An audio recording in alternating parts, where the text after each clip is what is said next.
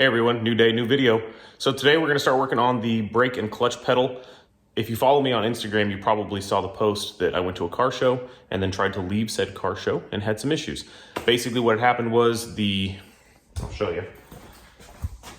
The rod that holds the clutch pedal in the car, right? So when you push on this end, this swivels. Well, this whole thing was getting off kilter because it was pivoting where it's not supposed to be pivoting.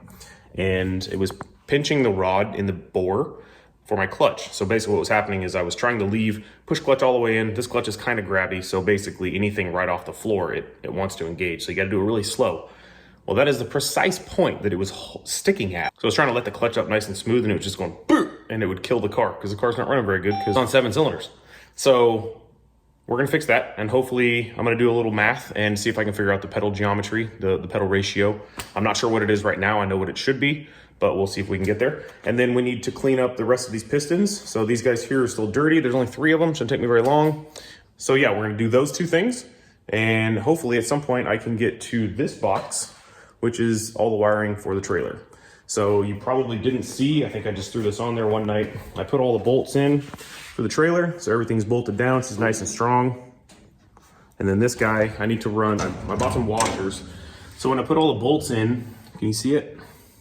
There, you can see it. So I put all the bolts in, but the ones in the center here, I was just gonna put washers on them so that they're a little stronger to hold all the weight, since the only thing holding it in is like 6 bolts, 2, 4, 6, yeah. And I'm gonna have a few more things hanging off of it. So I still need to make the tray for the gas tanks, but it's kind of secondary at this point. I mean, if I never make it, I can put them somewhere. So anyways, that's where we're gonna start. See how much we can get done today. So I have always had some form of issue with my clutch, right? I never did the math. And actually I got close. I was within a 1/2 inch of where it really should have been. What I did was I just installed this cylinder, right? So let's zoom out. So we got the cylinder going into the firewall. It's mounted underneath the brake booster, which is that guy there. The push rod comes out, and all I did was I just said, okay, if the pedal attachment point was around here somewhere, I need to find where this is straight and where it seems to lie, and then attach the pedal that way. So what I did was I created this weird chute here where it comes off, jogs over, and comes back down so that it had an attachment point. It's worked okay, but I have had issues with the push rod, and it's actually pointing down 1/2 inch, and it's kind of getting caught in the bore as it makes its travel. So what I'm going to do is I'm just going to push everything up 1/2 inch. I'm going 1/2 inch because that's what I have here. I'm going to cut this off. We're going to tack this part. We're going to put it up back in there and just try it and see how it feels, and then go from there. Okay, so in an effort to kind of explain this a little bit better, we have the pedal out here, right? So this is the side that I see when I'm in the car. And what we're going to do is we're going to measure from the center of this pin, right? So this is the fulcrum point. This is how the pedal swings down to where it attaches to the actual master cylinder here. We're going to take this measurement from the middle of the pedal, and we're going to divide the 2 together, and then we're going to have the pedal ratio, right? So we're at 14.5, let's say. We go from the center of the pin to the center of the attachment point, 3 inches, okay. So that's what we're working with, 0.8 to 1. But if I change the B ratio, which is actually Y on this picture, right, which is the attachment point and the pivot, then what's the math come out to? So 14.5 divided by 2.5, that gives me 5.8, which is a hell of a lot closer to 6, and probably gonna be just fine. So unfortunately I can't move it any higher than that because I'd have to recreate the whole thing. But I think that 1/2 inch is gonna be just fine. So that's a better explanation. So now we're gonna cut it.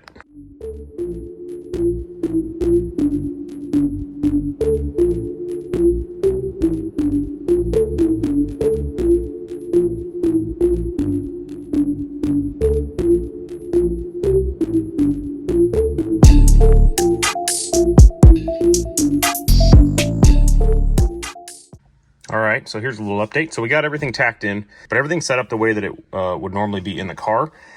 However, after a little bit of testing, once I initially put it back in, I found that it didn't feel like the travel was going far enough. And if I pushed in the clutch a little further, I could get into gear smoothly. Whereas where it was set before with the pedal ratio, 4.85, I had a stop on there, and I had set the stop so that I didn't overextend the master cylinder because that's a common issue.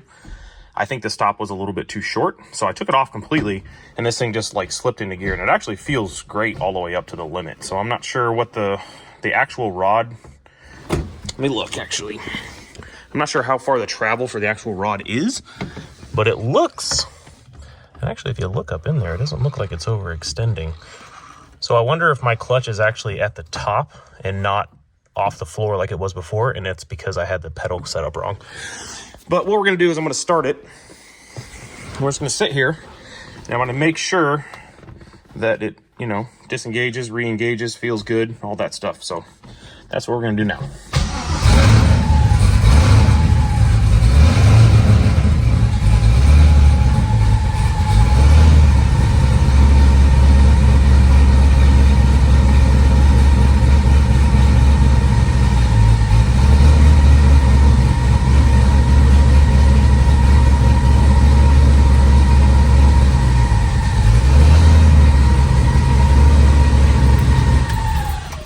Okay, that's perfect, and here's why.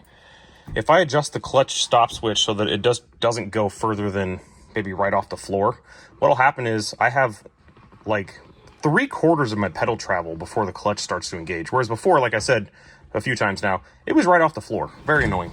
So that's great. And then the other thing that's kind of a positive that wasn't exactly intentional is the brakes and the clutch, you know, they more or less line up at this point. I could probably adjust these push rods to make these flat, because at this point you got to come off, go up, and then go way down.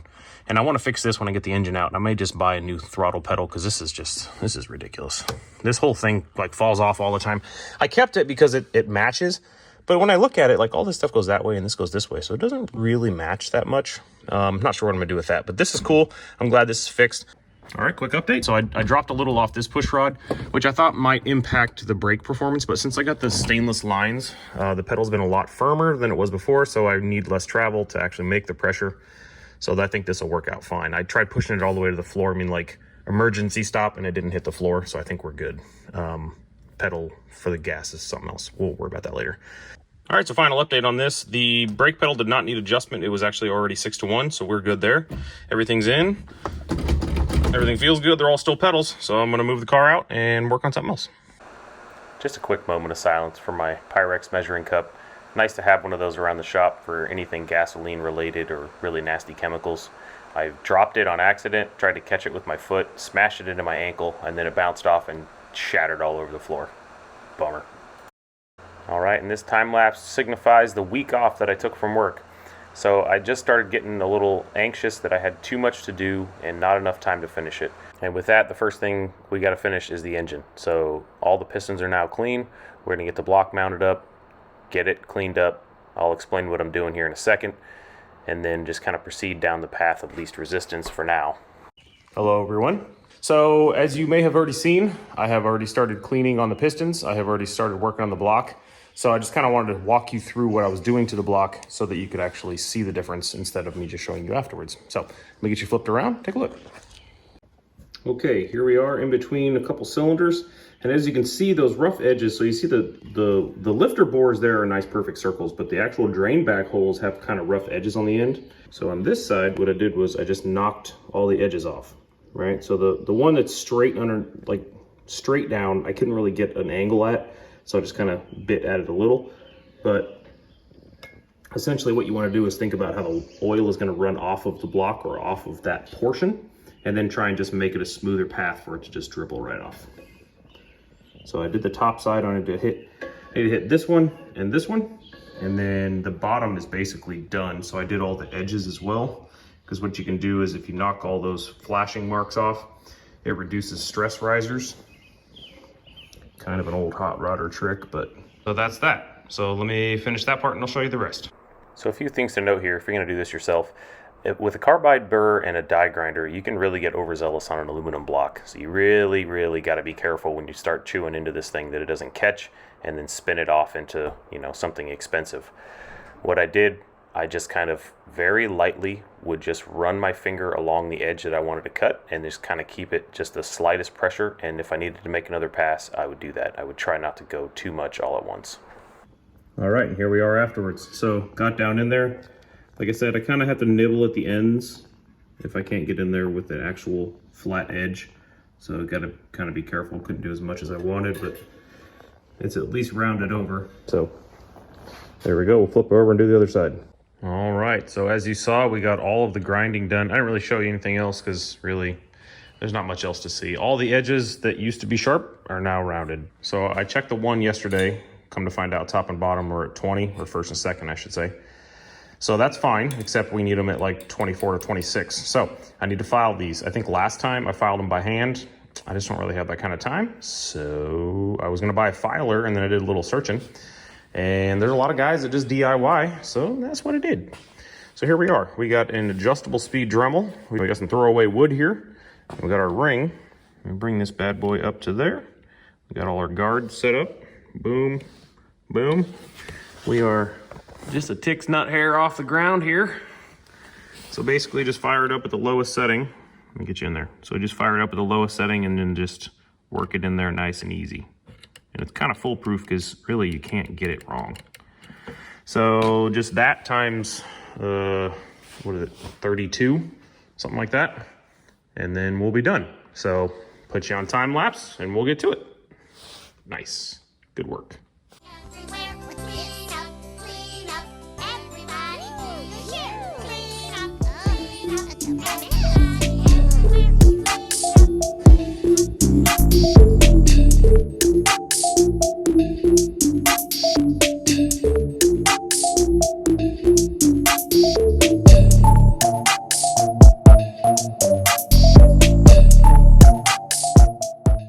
Okay, all the rings are done. So in every cylinder, as you can see, these are what we started with: 22s, 21s, 21, 24, 21, 22. All of the cylinders are now gapped at 26 to 28. So basically a 26 feeler gauge falls right in, 28 doesn't quite fit. So we're really about 27, I would say. 21, 22, 25, 23, 20, 20, and 24. So that one was the only exception. They were all pretty close from whatever factory this came out of. So anyway, so that's good. So we are done with that. A little update, I got these slicks sold. Guy's gonna pick them up tomorrow. So what we're doing right now is we're gonna knock the cam bearings out. So once we get the bearings out, the new ones will be here tomorrow. I'm hoping to get this done, get the car in here, maybe get it started on getting things kind of moving, removed, draining at least, so that hopefully this week I can actually take the engine out. Because once these bearings are out, I can take this and pressure wash it, and then this just has to dry, and then we can reassemble. But the first step, cam bearings. So I'll put you on time lapse, so you can watch that, and then we'll go from there. All right, so full disclosure here, I have built 4 of these LS engines, and I have never replaced cam bearings. Having said that, I've never actually had any cam bearing issues, but I didn't have time for there to be any issues on this engine. So I said, all right, I'll buy the tool. I tried to save a little bit of money by buying the cheaper of the versions, and that came around to bite me in the butt that you'll see later. So junkyard rebuild here. Basically just sprayed it out with water, used the engine degreaser to try and get all the aluminum chunks out, and then moved it back into the shop. I'm chasing all the thread bolt holes here. Definitely a good idea. I was surprised at how much I got out of there. I think they used some kind of a thread sealant when they rebuilt this thing, and it was a bear to get all of it out. Highly recommended to make sure and do this step, even though it takes a little time. And something you didn't see was I actually sprayed out the engine with compressed air. I mean, every single passage I could get my hands on, so that took a little while. Here I am, did a little cleaning first, got to lay on the ground for a while, starting to set up the lights for inside the toolbox, just in case those late nights you're looking for tools, got to be able to see them. I screwed up here and I actually cut the strip on accident, trying to shorten it, and the whole thing stopped working, so that's going to be put on hold. So then I said, all right, I'll work on the trailer wiring, which is pretty straightforward. You just got to lay on the ground for a little while and bundle everything up and run it along the frame rails. But that's all sorted. We'll get the car figured out later. So in an effort to make some space in the shop, I had to move the trailer out. It's basically done. There's a few small things left to do, but I wanted to get it out, get a picture of it, see how it sat on the car. My front wheels rub a little at full lock, so backing up and turning everything in this tight little space that I had here was kind of difficult, but we got through it, got it out, got a good picture, and move on to different things. Got a lot to do on the car, so let's get started on that.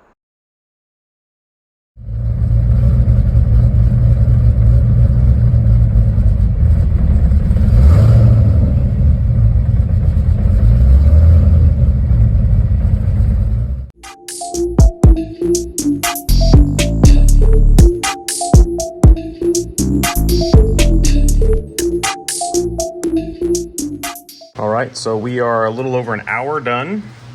and I've got a lot accomplished, but what I wanted to show you is this right here. Now, I don't know if that just happened. I don't know if that's something that's been a problem for a while. Who knows? This is for the coils on the driver's side, which is the side I've actually not had any issues with, so I'm inclined to think that that's not something that was there before. So I probably just did that taking it apart, but still nice to find so I can fix it. So there we go.